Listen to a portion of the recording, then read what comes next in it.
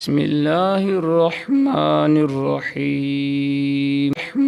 الرحیم قد سمع اللہ قول التي تجادلك في زوجها وتشتكي إلى الله والله يسمع تحاوركما إن الله سميع بصير الذين يظاهرون منكم من نسائهم ما هن أمهاتهم إن أمهاتهم إلا اللائي ولدنهم وإنهم ليقولون منكرا من القول وزورا وإن الله لعفو غفور والذين يظاهرون من نسائهم ثم يعودون لما قالوا فتحرير رقبة من قبل أن يتماسا ذلكم توعظون به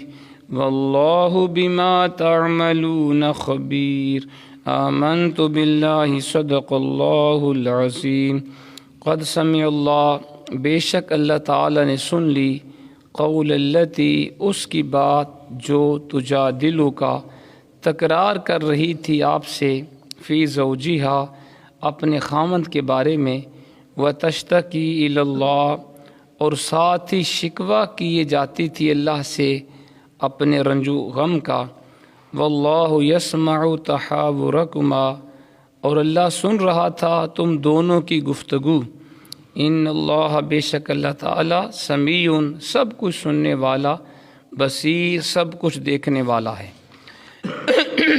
الذین یظاہرون منکم جو لوگ تم میں سے اظہار کرتے ہیں من نسائہم اپنی بیویوں سے ما ہن امہاتہم وہ ان کی مائیں نہیں ہیں ان امہاتہم نہیں ہیں ان کی مائیں الا اللائی ولدنہم بجز ان کے جنہوں نے انہیں جنا ہے وَإِنَّهُمْ لَيَقُولُونَ بے شک یہ لوگ کہتے ہیں منکرم من القول بہت بری بات وزورا اور جھوٹ وَإِنَّ اللَّهَ اور بے شک اللہ تعالی لعفو بہت درگزر فرمانے والا غفور بہت بخشنے والا ہے وَالَّذِينَ يُظَاهِرُونَ جو لوگ ظہار کر بیٹھیں من نسائہم اپنی عورتوں سے ثم یعودون پھر وہ پلٹنا چاہیں لما قالوا اس بات سے جو انہوں نے کہی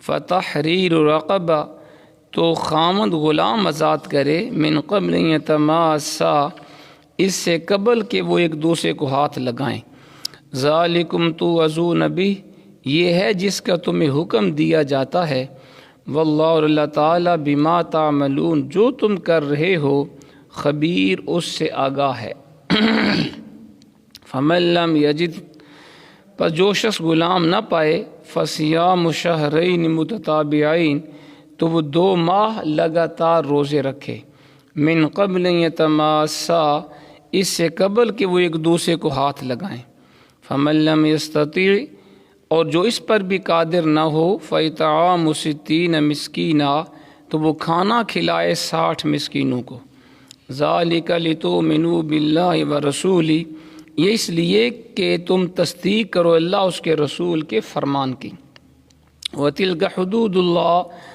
اور اللہ کی مقرر کردہ حدیں ہیں وَلِلْكَافِرِينَ اور کافروں کے لیے عذاب علیم دردناک عذاب ہے حضرت محترم بھی آپ قرآن مجید فرقان حمید میں سے 28واں پارہ سورۃ المجادلہ کی آیت نمبر 1 تا 3 کی تلاوت اور ترجمہ سماعت فرما رہے تھے گزشتہ درس میں ہم نے سورۃ المجادلہ کا تعارف پڑھا کہ سورت کے اندر کس طرح کے مضامین بیان ہوئے ہیں اور آج ہم اللہ کریم کی توفیق سے سورت کو باقاعدہ شروع کر رہے ہیں پہلی آیت میں فرمایا قد سمع اللہ قول التی تجادلک فی زوجہا وتشتکی الی اللہ واللہ یسمع تحاورکما ان اللہ سمیع بصیر بے شک اللہ تعالیٰ نے سن لی اس کی بات جو تکرار کر رہی تھی آپ سے اپنے خامند کے بارے میں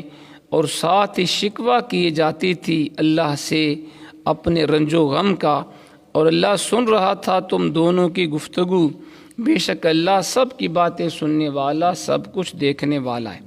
اسلام سے پہلے عرب میں یہ رواج تھا، اگر کوئی شخص اپنی بیوی سے کہتا انت علیہ کا ظہر امی، تو مجھ پر اس طرح ہے جس طرح میری ماں کی پشت ہے، تو اس قول سے نکاح ٹوٹ جاتا، وہ عورت اس کے اوپر ہمیشہ کے لیے حرام ہو جاتی، رجوع کا دروازہ بھی بند ہو جاتا۔ اس کو وہ اپنی اصطلاح میں زہار کہتے تھے، اس کو وہ زہار کہتے تھے، اپنی ماں کو کہنا کہ تو مجھ پہ ایسے ہے جیسے میری ماں کی پشت ہے۔ اسلام میں سب سے پہلے زہار کا جو واقعہ پیش آیا، اس کے بارے میں اس سورت کی ابتدائی آیات نازل ہوئیں، جن میں زہار کے بارے میں قرآن پاک کے احکام کو وضاحت سے بیان کر دیا گیا۔ اب سنیں کہ یہ واقعہ کیسے پیش آیا جس کے اوپر یہ زہار کے احکام نازل ہوئے۔ ایک روز حضرت عبادہ کے بھائی اوس بن صامت اپنی بیوی حضرت خولہ بنت ثعلبہ پر کسی وجہ سے ناراض ہو گئے۔ بڑھاپے کی وجہ سے ان کا مزاج چڑچڑا ہو گیا تھا، اور غصے سے انہوں نے اپنی بیوی کو کہہ دیا انتی علیہ کا ظہر امی، تو مجھ پہ ایسے ہے جیسے میری ماں کی پشت۔ یہ زبان سے کہہ تو بیٹھے، لیکن بعد میں پچھتانے لگے میں نے کیوں ایسے کہا ہے۔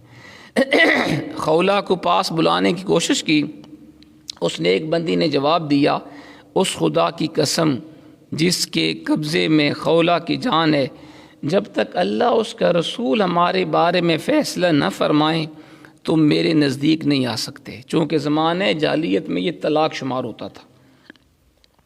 خولہ اٹھیں اور حضور علیہ السلام کی خدمت اقدس میں حاضر ہو کر عرض کیا، اللہ کے پیارے رسول، اوس نے جب میرے ساتھ شادی کی تھی اس وقت میں جوان تھی، صاحب مال تھی، میرے گھر والے بھی موجود تھے، اب میری جوانی رخصت ہو چکی، میں بوڑھی ہو گئی، میرے گھر والے بھی نہ رہے، مال بھی خرچ ہو گیا، اب اوس نے مجھے یہ الفاظ کہے ہیں، حضور کیا ہمارے لیے کوئی گنجائش ہے کہ ہم اکٹھے رہ سکیں؟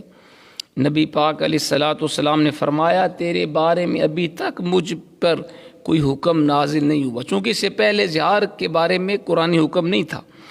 اس نے پھر عرض کیا یا رسول اللہ، اس نے طلاق کا لفظ تو نہیں بولا، اس نے یہ تو نہیں کہا میں نے آپ کو طلاق دی، وہ بار بار اپنی بات کہتی رہی اور اللہ کے حبیب وہی جواب دیتے رہے، ابھی تک میری اوپر اس کے بارے میں کوئی شرعی حکم نازل نہیں ہوا۔ پھر وہ ساتھ اللہ تعالیٰ کی جناب میں بھی فریاد کرتی رہی کہ الہی میں اپنی تنہائی، اپنے خامن سے جدائی کا شکوہ تجھ سے کرتی ہوں۔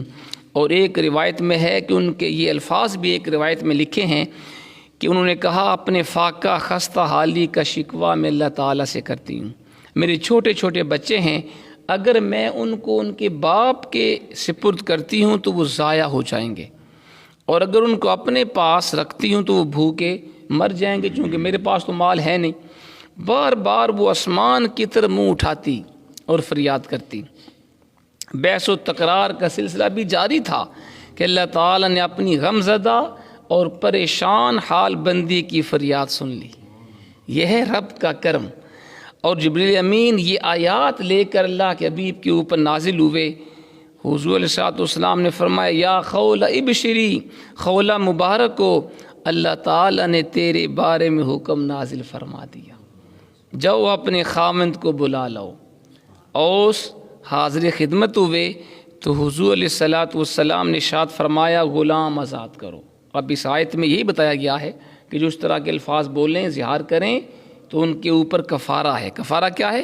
غلام آزاد کریں۔ انہوں نے عرض کیا حضور میرے پاس تو کوئی غلام نہیں، کہاں سے آزاد کروں؟ فرمایا پھر 2 مہینے متواتر روزے رکھو، کیونکہ ان آیات میں یہ دوسرا آپشن ہے کہ جو اظہار کرے غلام آزاد کرے، طاقت نہیں 2 مہینے مسلسل روزے رکھے۔ عرض کیا یا رسول اللہ اگر میں دن میں 3 مرتبہ نہ کھاؤں تو میری بینائی جواب دینے لگتی ہے، بوڑھا ہوں نا میں، 3 دفعہ کھاتا ہوں تو مجھے دکھائی دیتا ہے، ورنہ تو مجھے نظر بھی نہ آئے، میں اتنی مدت کیسے روزے رکھ سکتا ہوں؟ سرکار نے فرمایا پھر 60 مسکینوں کو کھانا کھلاؤ، کیونکہ یہاں پہ تیسرا آپشن قرآن نے یہ بیان کیا۔ عرض کیا حضور میں تو سب سے زیادہ خود غریب ہوں. سبحان اللہ. کہاں سے کھلاؤں؟ ہاں حضور آپ میری مدد فرمائیں پھر میں غریبوں کو کھانا کھلا سکتا ہوں. اس غریب پرور آقا نے انہیں 15 سا اپنے پاس عطا فرمائے. یہ سا ایک پیمانہ ہے، ایک سا میں تقریباً 4 کلو کا وزن ہوتا ہے. تو گویا سرکار نے کم سے کم 60 کلو ان کو خود گندم یا جو بھی اناج تھا ان کو عطا فرما دیا. انہوں نے 60 مسکینوں کو کھانا کھلایا. اس طرح حضرت خولہ پھر اپنے گھر میں آباد ہو گئی. یہ ہے جی ان آیات کا شان نزول. قد سمع اللہ کی آیت انہی کے بارے میں نازل ہوئی ہے کہ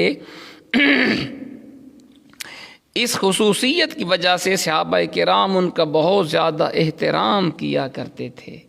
ایک دفعہ حضرت فاروق اعظم رضی اللہ تعالیٰ عنہ اپنے عہد خلافت میں حضرت خولہ کے پاس سے گزرے.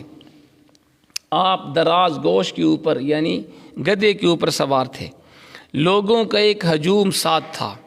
حضرت خولہ نے حضرت عمر فاروق کو روک لیا. ذرا دیکھیے گا 26 لاکھ مربع میل کے حاکم تھے، صحابہ بھی ساتھ ہیں. اور ایک بوڑھی خاتون نے کہا جی جناب ٹھہریے میری بات سنیں. کہا اے عمر وہ دن تجھے یاد ہیں جب تمہیں عمیر کہا جاتا تھا؟ عمیر کا معنی چھوٹا عمر. پھر تمہیں عمر کہا جانے لگا اور اب تمہیں لوگ امیر المومنین کہتے ہیں.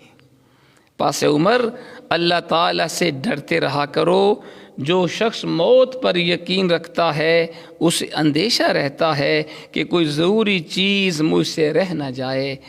جس سے حساب کا یقین ہوتا ہے وہ عذاب سے ڈرتا رہتا ہے. آپ بڑے صبر و تحمل سے کھڑے حضرت خولہ کی نصیحت کو سنتے رہے. جب کافی وقت گزر گیا تو لوگوں نے عرض کیا اے امیر المومنین اس بڑھیا کے لیے، اس بوڑھی خاتون کے لیے آپ اتنی دیر کھڑے رہے؟ آپ نے فرمایا بخدا اگر یہ مجھے صبح سے شام تک روکے رکھے میں کھڑا رہوں گا. اگر یہ عورت مجھے صبح سے شام تک کہے نا یہاں کھڑے ہو کے میری بات سنو میں کھڑا رہوں گا. کیوں؟ فرمایا صرف نماز کے اوقات میں رخصت لوں گا. جی مجھے نماز کے لیے تھوڑا سا وقت دے دے، میں نماز پڑھ کے دوبارہ آ جاؤں گا. کیا تم نہیں جانتے یہ بوڑھی خاتون کون ہے؟ فرمایا یہ خولہ بنت ثعلبہ ہے جس کی فریاد کو اللہ کریم نے 7 آسمانوں کے اوپر سنا. یہ کیسے ہو سکتا ہے کہ رب العالمین تو اس بوڑھی عورت کی بات سنے اور عمر نہ سنے؟ یہ ہے جن کی شان. یعنی یہ وہ خاتون ہے جن کے مسئلے کا حل، جن کی فریاد کو رب کریم نے سنا بھی اور ان کے مسئلے کو حل بھی فرمایا. اللہ اکبر. اس آیت میں اس طریقہ کار کی مذمت کی جا رہی ہے کہ یہ کتنی بیہودہ بری حرکت ہے کہ انسان اپنی بیوی کو اپنی ماں کہنا شروع کر دے. یہ اچھی بات نہیں ہے کوئی اپنی بیوی کو ماں کے ساتھ تشبیہ دے. کیا اس طرح کہنے سے وہ اس کی ماں بن سکتی ہے؟ فرمایا نہیں، ماں تو وہ ہوتی ہے جس نے اس کو جنم دیا. ایک عورت جس نے اس کو جنا نہیں بلکہ عرصہ سے اس کی بیوی بنی ہوئی ہے، اس کے بطن سے اس کے کئی بچے بچیاں جنم لے چکے ہیں. اب اگر اس عورت کو یہ اپنی ماں کہنے لگے تو اس سے بیہودہ اور لغو بات اور کیا ہو سکتی ہے. فرمایا ایسی بات ایک تو بذات خود بڑی ناشائستہ غیر پسندیدہ بات ہے کوئی اپنی بیوی کو ماں کے ساتھ تشبیہ دے. دوسرا یہ سراسر جھوٹ ہے. جو اس کی ماں نہیں اس کو اپنی ماں کہہ رہا ہے. پھر فرمایا چاہیے تو یہ تھا کہ اس ہرزہ سرائی پر سخت سزا دی جاتی، لیکن اللہ تعالیٰ بہت درگزر فرمانے والا ہے، اپنے بندوں کے قصور کو بخشنے والا ہے. اس لیے اس کریم نے عفو درگزر سے کام لیا اور جرم اتنا سنگین تھا اس کے مطابق سزا اتنی سخت مقرر نہیں کی. تو فرمایا بے شک اللہ تعالیٰ نے اس عورت کی بات کو سن لیا جو اپنے خامند کے بارے میں اے حبیب آپ سے شکوہ کر رہی تھی اور اللہ سے اپنے غم و اندوہ کا شکوہ کر رہی تھی، اور اللہ نے تم دونوں کی گفتگو سن لی. اللہ تعالیٰ سننے والا دیکھنے والا ہے. جو لوگ پھر فرمایا جو لوگ تم میں سے زہار کرتے ہیں اپنی بیویوں سے وہ ان کی مائیں نہیں ہیں، نہیں ان کی مائیں سوائے ان کے جنہوں نے ان کو جنم دیا، بے شک یہ لوگ کہتے ہیں بہت بری بات اور جھوٹ، بلا شبہ اللہ تعالیٰ بہت درگزر فرمانے والا بخشنے والا ہے۔ آگے فرمایا والذین یظاہرون من نسائہم ثم یعودون لما قالوا فتحریر رقبۃ من قبل یتماسا ذالکم توعظون بہ واللہ بما تعملون خبیر۔ جو لوگ زہار کر بیٹھیں اپنی عورتوں سے پھر وہ پلٹنا چاہیں اس بات سے جو انہوں نے کہی تو خامد غلام آزاد کرے اس سے قبل کہ وہ ایک دوسرے کو ہاتھ لگائیں، یہ ہے جس کا تمہیں حکم دیا جاتا ہے اور اللہ تعالیٰ جو تم کر رہے ہو اس سے آگاہ ہے۔ آپ پہلے پڑھ چکے ہیں کہ زہار اصطلاح میں اس کو کہا جاتا ہے کہ کوئی شخص اپنی بیوی سے کہے انت علیہ کا ظہر امی، کہ تو مجھ پر میری ماں کی پشت کی طرح ہے، اس کو کہتے ہیں زہار۔ ایسے شخص کے اوپر لازم ہے کہ وہ بیوی سے قربت سے پہلے کفارہ ادا کرے، جو یہ الفاظ بولے۔ اس ضمن میں زہار کے چند فقہی احکام سن لیجئے، باقی تفصیلی احکام فقہ کی کتب کے اندر موجود ہیں۔ مختصر الفاظ میں زہار کے چند ضروری احکام قبلہ پیر صاحب نے بیان فرمایا، وہ آپ بھی سن لیں۔ نمبر 1، اگر کسی شخص نے ماں کی پشت کے علاوہ کسی ایسے عضو کا ذکر کیا جس کو دیکھنا اس کے لیے حلال نہیں، یہ بھی زہار ہے، اس میں بھی کفارہ زہار ہوگا۔ یعنی اس نے ماں کی پشت کے علاوہ کسی اور ماں کے جسم کے عضو کے ساتھ اپنی بیوی کو تشبیہ دی جس کو دیکھنا اس کے لیے جائز نہیں ہے، تب بھی زہار ہوگا۔ نمبر 2، اگر اس نے اپنی بیوی کو کسی ایسی عورت کی پیٹھ یا اس کے اعضاء سے جن کو دیکھنا حرام ہے، کوئی اور عورت تشبیہ دی جو اس پر ہمیشہ کے لیے ابتداءً حرام ہے، مثلا دادی، نانی، پھوپھی، خالہ، بہن، بیٹی، یہ بھی زہار ہوگا۔ اگر ان میں سے کسی خاتون کے عضو کے ساتھ اس نے اپنی بیوی کو تشبیہ دی جن کو دیکھنا حرام تھا، پھر بھی زہار ہو جائے گا۔ نمبر 3، اسی طرح ایسی عورتوں سے تشبیہ دینا جو ابتداءً تو حرام نہیں لیکن بعد میں کسی وجہ سے ہمیشہ کے لیے حرام ہو گئیں، یہ بھی زہار ہوگا۔ مثلا رضائی ماں جس نے دودھ پلایا، یا باپ کی دوسری بیوی، تو اگر کسی نے رضائی ماں کے ساتھ اپنی بیوی کو تشبیہ دی یا باپ کی دوسری بیوی کے اس عضو سے تشبیہ دی جس کو دیکھنا اس کے اوپر حرام تھا، یہ بھی زہار ہو جائے گا۔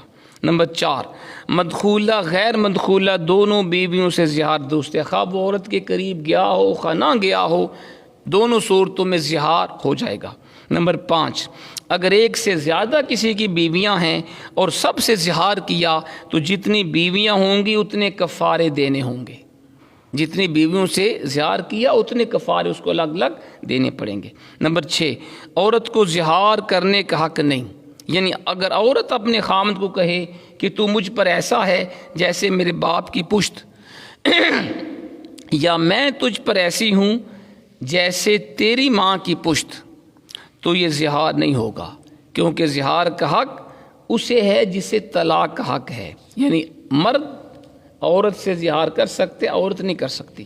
البتہ عورت کا یہ قول قسم ہوگی، گویا اس نے قسم اٹھائی ہے کہ وہ مخالفت نہیں کرے گی، اس لیے اس پر قسم کا کفارہ ہے۔ اگر بیوی خامن سے زہار کرے تو بیوی کے اوپر قسم کا کفارہ ہوگا، زہار نہیں ہوگا۔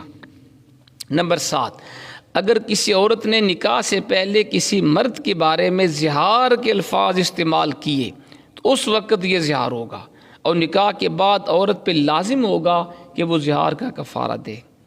کسی عورت نے کسی شخص سے شادی سے پہلے اس طرح کے الفاظ بولے پھر شادی کی، پھر یہ زہار ہو جائے گا۔ اس کی تائید کے لیے ایک روایت پیش کی جاتی ہے، حضرت طلحہ کی صاحبزادی عائشہ کے بارے میں حضرت مصعب بن زبیر نے نکاح کا پیغام بھیجا، انہوں نے اس پیغام کو رد کر دیا اور کہا اگر میں مصعب سے نکاح کروں ہوا علیہ کا ظہر امی، وہ مجھ پر اس طرح ہے جس طرح میرے باپ کی پشت۔ لیکن بعد میں اس شادی کے اوپر وہ رضامند ہو گئیں۔ مدینہ طیبہ کے فقہا سے یہ مسئلہ پوچھا گیا تو انہوں نے کہا کہ عائشہ پر کفارہ زہار لازم آتا ہے، کیونکہ اس نے یہ بات اس وقت کہی تھی جب اسے نکاح کرنے یا نہ کرنے کا اختیار تھا۔ اگر نکاح کے بعد وہ ایسا کہتی تو زہار نہ ہوتا، بلکہ قسم ہوتی انہیں کفارہ یمین ادا کرنا پڑتا۔ اسے پتہ چلا اگر کوئی عورت کسی مرد سے یہ الفاظ بول لے شادی سے پہلے، پھر اس سے شادی کر لے تو یہ بھی زہار ہوگا، پھر وہ عورت بھی وہ کفارہ دے گی جو مرد کے اوپر ہے، غلام آزاد کرے یا 2 مہینے مسلسل روزے رکھے یا 60 مسکینوں کو کھانا کھلائے۔ 8واں مسئلہ سن لیں کہ جن الفاظ سے زہار ثابت ہوتا ہے اس کی 2 قسمیں ہیں جی، سری اور کنایا۔ سری یہ ہے کہ اپنی بیوی کو اپنی ماں کی پشت یا کسی ایسے عضو سے تشبیہ دے جن کا دیکھنا اس کے لیے حلال نہیں، تو یہ صراحتاً زہار ہے۔ اسی طرح اپنی بیوی کو ان عورتوں کی پشت یا ان کے ایسے اعضاء سے تشبیہ دے جن کا دیکھنا حلال نہیں، جو ابتداءً یا بعد میں کسی وجہ سے حرام ہے، یہ بھی صراحتاً زہار ہوگا۔ اس میں اس کی نیت کا اعتبار نہیں ہوگا، وہ 1000 کہے میرا مقصد زہار کرنا تھا، وہ قابل تسلیم نہیں۔ جب کسی نے واضح طور پہ اپنی بیوی کو اپنی ماں کے کسی عضو کے ساتھ تشبیہ دے دی جس کا دیکھنا حرام تھا، یا کسی اور عورت کے ساتھ جو اس کے اوپر ہمیشہ حرام تھی، یا شروع میں حرام تھی یا بعد میں حرام ہوئی، یہ زہار ہوگا۔ اور اگر اپنی بیوی کے بارے میں یہ کہے یہ مجھ پر اس طرح ہے جس طرح یہ عورتیں جن کا ذکر ہوا، ماں یا دادی، پھوپھی یا رضائی ماں وغیرہ، اور ان کے کسی عضو کا نام نہ لے، تو اس صورت میں یہ کنایا ہوگا، یعنی وہ کہے تو مجھ پہ میری ماں کی طرح ہے، یا دادی، نانی، خالہ کی طرح ہے، یا میری رضائی ماں کی طرح، اس طرح کے الفاظ بولے، پشت کا ذکر یا کسی عضو کا ذکر نہ کرے، تو کہتے ہیں صورت میں یہ کنایا ہے، یہ صریح زہار نہیں ہے۔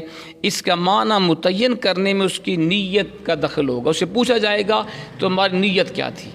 اگر اس نے زہار کی نیت سے یہ الفاظ بولے تو پھر تو زہار ہوگا، اور اگر اس نے عزت کے لیے بولے کہ تو میرے لیے اسی طرح قابل عزت ہے جیسے میری ماں قابل عزت ہے، یا پھوپھی، خالہ، دادی، نانی، اس صورت میں زہار نہیں ہوگا۔ ٹھیک ہے جناب۔ اور اگر اس نے اس لفظ سے طلاق کی نیت کی تو طلاق بھی ہو جائے گی۔ ٹھیک ہے، تو فرمایا اللہ تعالیٰ جو تم کر رہے ہو اس سے آگاہ ہے، یعنی ایک مرتبہ تو خامد نے ایسی بات زبان سے نکالی ہے جس سے اپنی بیوی سے مقاربت اس کے لیے جائز نہیں رہی، لیکن اگر وہ اس کئی بات سے واپس لوٹنا چاہے، یعنی اپنی بیوی کو پہلے کی طرح حلال کرنا چاہے، اس وقت اس کے اوپر کفارہ ادا کرنا لازم ہوگا۔ جب کسی نے زہار کر لیا تو کفارہ دے گا تو عورت کے قریب جا سکتا ہے، ورنہ گناہ ہوگا۔ اور اگر وہ کفارہ ادا نہ کرے تو عورت عدالت سے رجوع کر سکتی ہے کہ جی میرے خامد نے میرے ساتھ زہار کیا، اب یہ میرے قریب آنا چاہتا ہے، تو اس کو منع کریں۔